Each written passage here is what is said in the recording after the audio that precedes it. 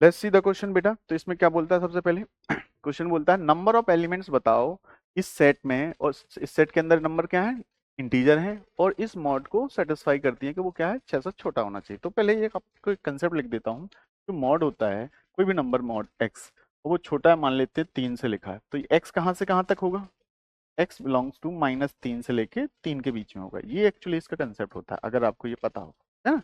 मैं ए ले सकता था, कोई पॉजिटिव नंबर ले सकता था, तो वहां नेगेटिव से लेके पॉजिटिव तक होता है।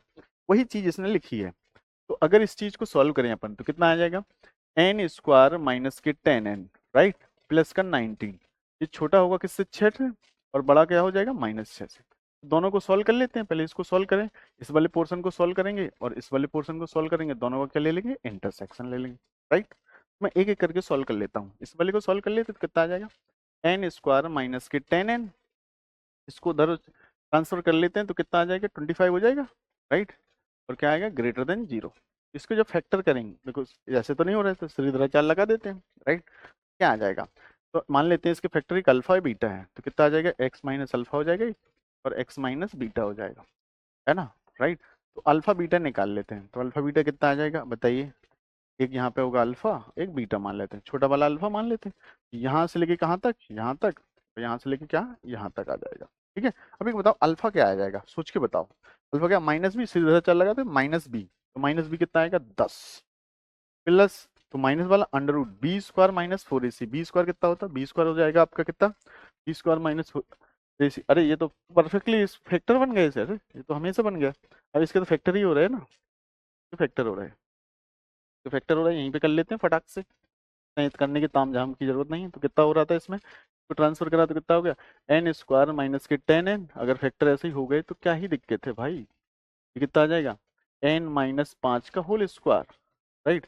ये तो हमेशा 0 से बड़ा है, बस इसमें क्या आ जाएगा, इसका आंसर है n बिलोंग्स टू होना चाहिए ऑल रियल एक्सेप्ट क्या होना चाहिए, 5। सिद्धांत की जरूरत नहीं, ये फर्स्ट का आंसर आ गया, ठीक है? आसानी से फैक्टर हो गए। अब आते हैं इसके फैक्टर करते हैं, इसको इधर करते हैं 6 को, तो कितना आ जाएगा, एन स्क्वायर माइनस के 10n, और ये कितना आ जाएगा बेटा, इसको इधर करेंगे तो कितना आएगा, 13 प्लस के और लेस देन। अब देखो इसके फैक्टर नहीं हो रहे, 13 कैसे फैक्टर, उनका सम 10 नहीं आएगा, राइट। तो क्या करें आप बताओ इसमें, अब इसमें सीधे तरह चाल लगा देते हैं, तो इसके रूट्स निकालते हैं सबसे पहले।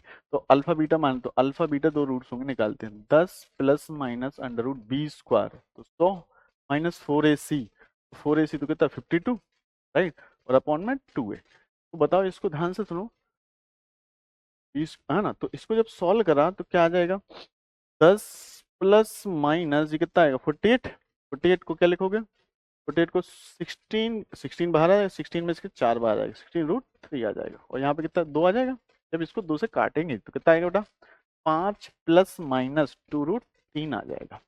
तो आप बताओ ये वाला जब इसको सॉल्व करोगे तो n कहाँ से कहाँ तक होगा, n बिलोंग्स टू यहाँ से 5 माइनस 2√3 से लेकर 5 प्लस 2√3, यहाँ से यहाँ तक।